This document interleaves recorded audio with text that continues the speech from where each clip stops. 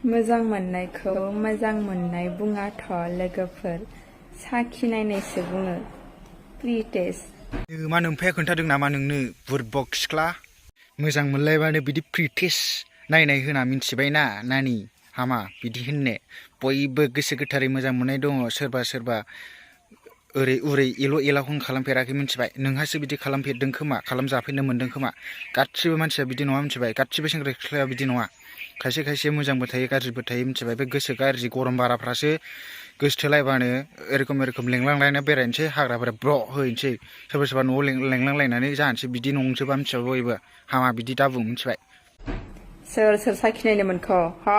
आंहाथ' गोसोथोनाय गैया आं साखिनायनो मोनाखै मालाय गोसोथोनाय गोनांफ्रा गोसोथोलायनाय सेंग्रा सिख्ला गोसोथोलायनायफ्रा मालाय गोसोथोनाय गोनांफ्रा प्रि-टेस्ट साखिनायनो मोन्दों खोमा आपेल फिथाइ आंगुर फिथाइखौनो साखिनायनो मोनाखै।